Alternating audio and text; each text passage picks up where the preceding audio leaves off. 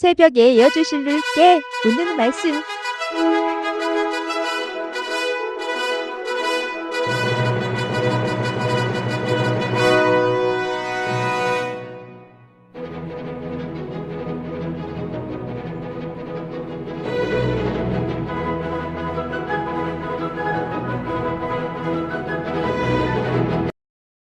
오늘 말씀의 제목은 생명보다 귀한 사랑이라는 제목으로 함께 은혜를 나누고자 합니다. 오늘 우리가 한 남자의 가장 비참하고 고통스러운 하루의 그 모습을 마주하게 됩니다. 그 사람의 이름이 이제 다윗이죠. 그가 이스라엘의 영웅이었고 추앙받는 왕이었다. 모르는 사람이 없을 겁니다. 그런데 오늘 본문의 다윗은요, 왕관을 쓰고 있는 왕이 아닙니다. 쫓기는 도망자 신세로 전락하고 있는 왕이다라는 겁니다. 더구나 그를 향해 칼을 겨눈 사람이요, 블레셋의 장군도 아닙니다. 그리고 사울왕도 아닙니다. 바로 자신의 피를 이어받은 아들 압살롬입니다. 가장 사랑했던, 가장 자기가 신뢰했던 아들이죠. 그 사랑했던 압살롬이 아버지 목에 칼을 겨눈 겁니다. 그래서 사무엘하 15장에 보면 그날의 그 비참한 참상을 아주 구체적으로 기록을 하고 있습니다. 다윗의 모습인데요, 도망가는 그 다윗의 모습이 황급히 도망가는 모습으로 기록되면서 신발조차 신지 못하고 도망가는 장면으로 묘사가 돼요. 그리고 왕이 체면이고 뭐고 다 없어요. 이제 다 버리고 머리를 풀어 헤친 채 맨발로 울면서 감람산 비탈길을 올라갔다라고 이제 기록이 됩니다. 그리고 이제 그가 도착한 곳이 어디냐면 오늘 시편의 가장 상단에 나와 있는 표제가 되는 그런 곳이죠. 유대 광야. 광야라는 건 이제 우리가 너무나 잘 알죠. 낮에는 살인적인 더위가 내리쬐고 밤에는 뼛속같이 시린 추위가 몰려오는 죽음의 땅이다. 마실 물 당연히 없죠. 몸을 숨길 요새도 없는 황무지입니다.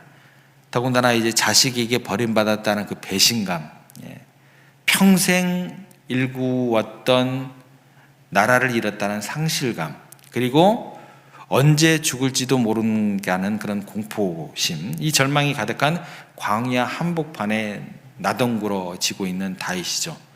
이 절망의 한복판에서 다윗이 어떤 것을 했을까? 굉장히 이제 궁금해지는 장면입니다. 1절로 가보겠습니다. 하나님이여, 주는 나의 하나님이시라.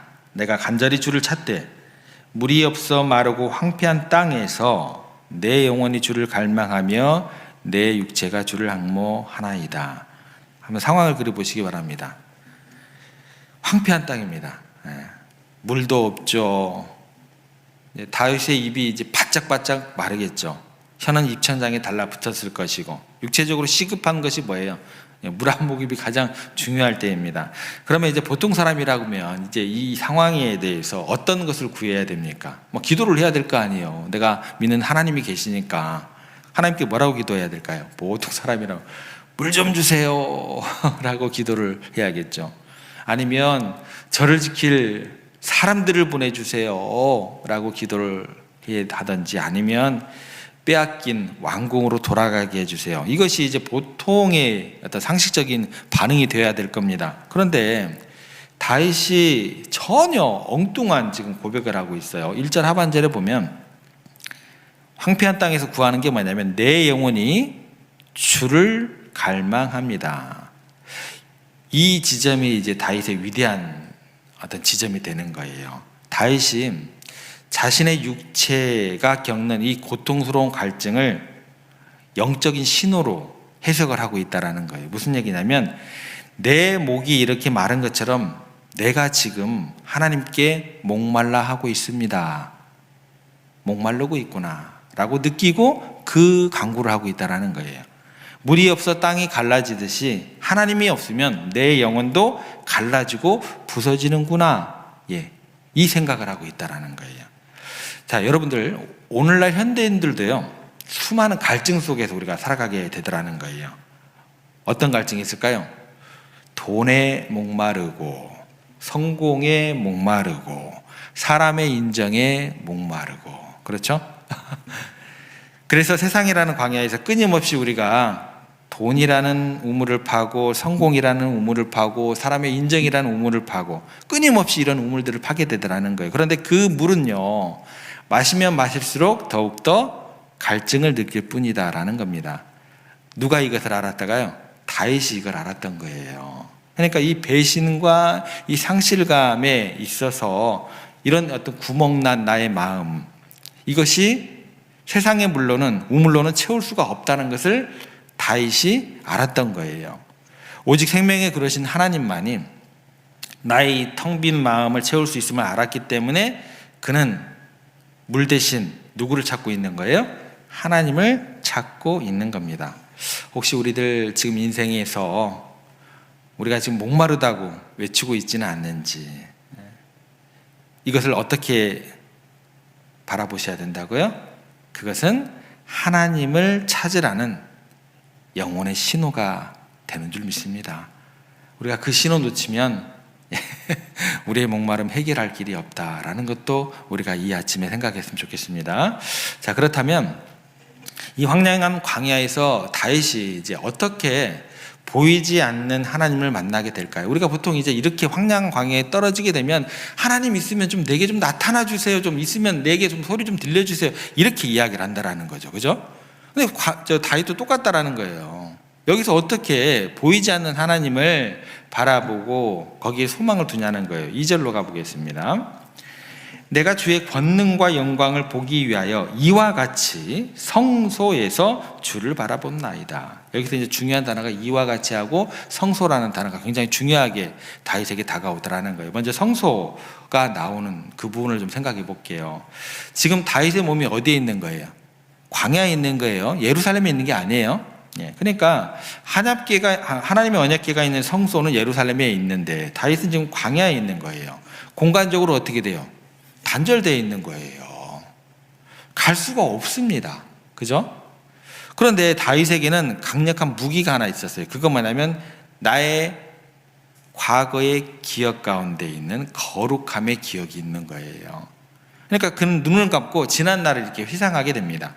내가 왕궁에 있을 때 이렇게 도망 나오기 전에 그 성소 휘장 너머에 계셨던 하나님의 임재, 나의 그 모든 마음을 압도했던 그 하나님의 권능과 영광을 떠올리면서 기억해내는 거예요.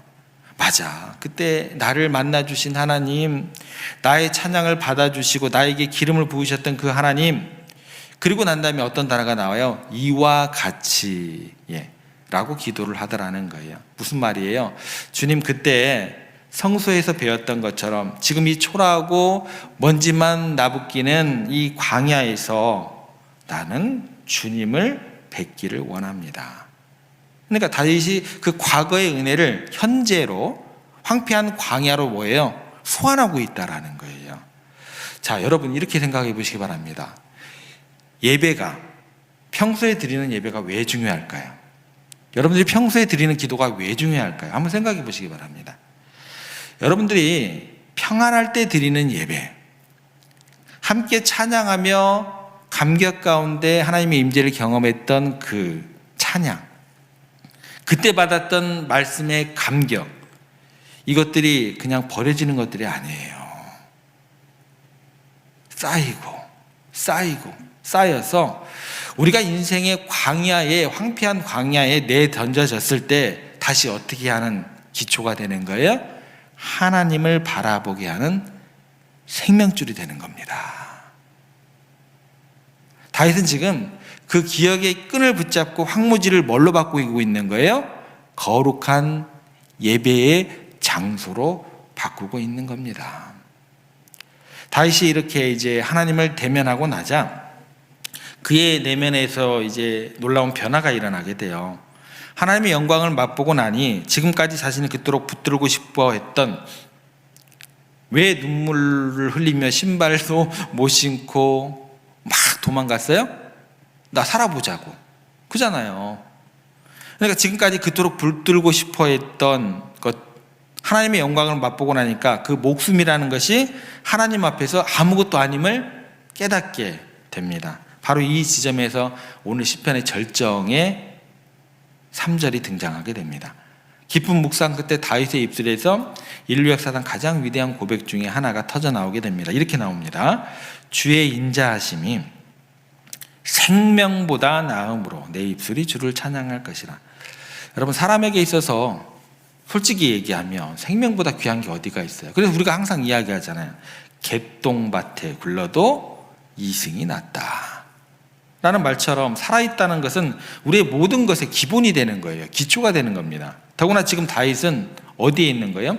죽음의 위협 앞에 있다라는 거예요. 누구보다 생존이 절박한 상황이 다윗이다라는 거예요. 그런데 다윗이 이야기하는 거예요. 주님의 인자하심이 뭐보다 낫다? 내 생명보다 낫습니다. 인자하심, 여러분들이 많이 들었던 원어는 헤세드라는 거예요. 감정적인 사랑이 아니고 언약에 기초한 변함없는 사랑, 끝까지 포기하지 않는 사랑, 이 헤세드죠. 다윗이 지금 이제 저울질을 해본 거예요. 한쪽 접시에는 뭘 올려놨을까요? 자신의 생명, 목숨, 또 왕위, 재산, 건강을 이렇게 딱 올려놓은 거죠. 다른 한쪽 손에는 뭐를? 다른 한쪽 그 저울에는요, 하나님의 헤세드, 인자하심을 올려 놓았습니다. 그리고 결론을 내리는 거예요. 아들이 나를 버려도, 백성이 나를 배신해도, 심지어 오늘 밤 내 목숨이 끊어진다 해도 하나님의 사랑이 나를 붙들고 있다면 나는 망한 것이 아니다. 하나님 없는 왕의 생명보다도 하나님의 사랑을 받는 도망자의 삶이 훨씬 낫다. 이거 저울질하고 난 다음에 이거 깨달은 거예요. 이 놀라운 가치관의 변화가 일어나자 그 다음에 이제 찾아오는 결과가 5절입니다. 보시면 골수와 기름진 것을 먹음과 같이 나의 영혼이 만족할 것이라. 기가 막힌 역설이 나옵니다. 쫄쫄 배를 굶고 있었던, 굶주림이 가득했던 다윗이에요. 광야에 먹을 것이라고 빵 한 조각도 없는 광야입니다. 그런데 그의 영혼은요, 마치 왕궁의 잔치상에서 최고급 요리, 뭐예요? 골수와 기름진 것을 먹은 것처럼 나는 배부릅니다 라고 만족하고 있는 겁니다. 이것이 뭘까 되냐면 이게 예배의 신비입니다. 삶을 예배로 드리는 신비로운 은혜가 되는 거예요. 여기에서 정해진 시간에 딱 드리는 그 예배 말고요, 예배의 신비가 되는 거예요. 환경은 변하지 않았는데 하나님의 사랑을 깨닫는 순간 내면의 결핍이 완전히 해결되는 기적, 세상이 알 수도 없고 줄 수도 없는 평안을 누리는 시간이 됩니다. 이렇게 영혼의 배부름을 안고서 이제 다윗은 하루의 끝자락인 이제 밤으로 향하게 돼요. 누워서 무슨 생각하는지 6절에 보시면, 광야의 밤이 무서운데 멀리서 짐승의 울음소리도 들려올 것 같은데 언제 어디서 압살롬의 부하들이 와서 자기를 죽일지도 모르는 그 공포의 시간이 더욱더 낮보다는 밤에 더 있었을 텐데, 보통 사람이라면 이제 불안해서 뒤척였을 겁니다. 이런 과정들을 겪지 않았던 다윗이라면 잠을 못 이루었겠죠. 잠이 올 리가 없죠. 그 고통스러운 불면의 밤이 지속되겠죠. 그런데 그 두려움의 시간에 지금 다윗이 떨고 있지를 않습니다. 무엇을 하고 있는지 6절에 가시면, 새벽에 주의 말씀을 작은 소리로 읊조릴 때에, 말씀을 묵상하면서 과거를 돌이켜보는 거죠. 그러면서 7절의 결론으로 도달을 하는 게 뭐냐면, 주는 나의 도움이 되셨습니다. 시제를 주목해 보셔야 돼요. 과거입니다. 과거. 다윗이 자신의 인생의 파노라마를 하나씩 펼쳐보는 거예요. 내가 소년 시절 양을 칠 때 곰과 사자의 발톱에서 건져주신 하나님, 블레셋에서 거의 골리앗의 칼날 앞에서 나를 지켜주신 하나님, 사울왕의 그 끈질기고 집요한 추격 속에서도 머리카락 하나 상하지 않게 보호해 주신 하나님, 이 기억들이 쫙 스쳐 지나가니까 다윗의 마음속에 확신이 차오르게 됩니다. 그래, 하나님은 내 인생의 위기마다 단 한 번도 나를 실패하신 적이 없지. 그때 나를 도우셨던 그 신실하신 하나님이 지금이라고 나를 버리시겠는가? 과거에 나의 도움 되신 하나님이었다고 한다면 현재도 나의 도움이시다. 이 믿음이 다윗의 마음 가운데 확신으로 다가오게 되자 7절의 말씀을 선포하게 됩니다. 내가 주의 날개 그늘에서 즐겁게 부르리이다. 과거가 아니에요. 과거의 그 모습들을 떠올리고 하나님을 신뢰하게 되니까 7절 말씀에서 내가 주의 날개 그늘에서 즐겁게 부르리이다. 폭풍우가 몰아칠 때 어미새가 새끼를 날개 아래 품듯이 하나님이 이 캄캄한 밤에도 나를 덮고 계심을 확신하게 됩니다.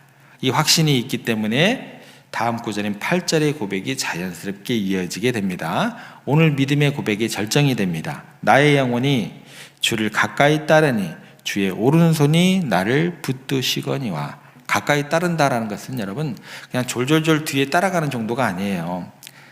강력 접잡제로 딱 이렇게 붙이다, 매달리다. 어린아이가 엄마 손 안 놓으려고 꽉 힘을 주고 막 땀을 흘리는 어떤 그런 장면으로 떠올리시면 됩니다.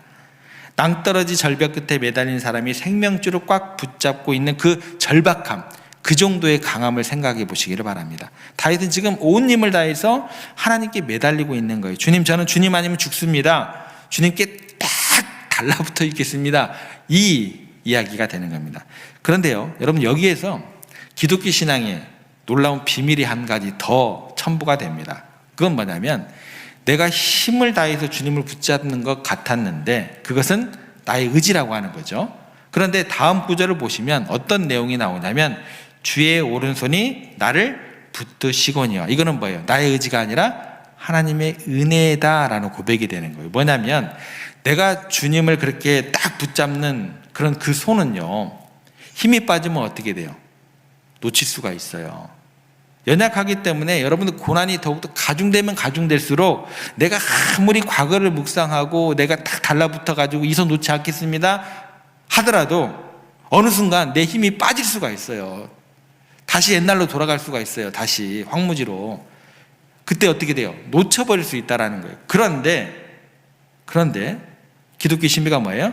나를 붙드시는 주님의 강한 오른손은 절대로 결코 영원히 나를 놓지 않으십니다. 이게 마지막에 탁 들어가요. 다시 이 진리를 깨달은 거예요. 아, 내가 혼자 버티고 있는 게 아니구나. 전능하신 하나님의 손이 내 손을 꽉 붙잡고 계신 거예요. 이게 신비다라는 거예요. 이 사실을 확인한 다윗이 자객이 노리는 그 위험한 그 광야의 밤, 차가운 돌베개를 베고서도 세상에서 가장 평안한 잠을 잘 수 있게 되었을 겁니다. 왜요? 하나님께서 붙들고 계심을 믿었기 때문에. 이게 한 가지밖에 없습니다. 말씀을 정리합니다. 오늘 저희들 다윗과 함께 광야에서의 다윗의 하루를 좀 생각해 봤어요. 그의 시작은 어땠어요? 비참했습니다. 맨발이었고 목이 말랐고 두려움이 가득했습니다. 그런데 그의 끝은 어떻게 되었어요? 상황을 바꿔달라고 계속 떼쓰고 매달리는 대신 자기의 시선을 바꾸게 되었습니다. 물이 없는 곳에서 물보다 누구를 먼저 만났어요? 하나님을 먼저 찾았더니 그의 갈망은 뭐가 되었다? 찬양이 되었다라는 거죠. 생명보다 귀한 주님의 사랑을 발견했기 때문에 가능했습니다. 그리고 캄캄한 밤 두려움 속에서 주님께 딱 달라붙었더니 그의 공포는 하나님을 향한 신뢰가 가득한 믿음이 되었습니다. 나를 붙드시는 주님의 강한 오른손을 만났기 때문에 가능했다라는 겁니다. 오늘 여러분들의 광야는 어디입니까? 건강의 문제, 또 자녀들의 문제, 재정적인 문제, 사방이 꽉 막힌 것 같은 마르고 황폐한 땅에 서 계십니까? 주변을 둘러봐도 마실 물이 보이지 않으십니까? 오늘 말씀은 다윗은 우리에게 괜찮아요 라고 이야기하고 있습니다. 우리가 이 시간 다윗처럼 눈을 들어 주님을 바라보는 시간 되었으면 좋겠습니다. 내 생명이 끝나는 것 같은 위기 앞에서도 믿음으로 선포하는 우리들 되었으면 좋겠습니다. 하나님의 사랑은 내 생명보다 큽니다. 이 세상 무엇보다 주님의 사랑이 더 귀합니다. 이 고백이 여러분들의 입술에서 터져나올 때 여러분들이 서 있는 그 척박한 광야는 더 이상 죽음의 땅이 아닙니다. 그곳은 하나님을 가장 깊이, 가장 친하게 만나는 축복의 예배의 장소가 될 것입니다. 이번 한 주간 나를 붙들고 계신 주님의 강한 오른손을 기억하시기를 부탁을 드립니다. 또 내가 주님을 놓쳐도 주님은 절대 여러분들을 놓지 않으심을 믿으시기를 바랍니다. 그 손 붙잡고 승리하는 여러분들의 이번 한 주간 되시기를 주님의 이름으로 축복합니다.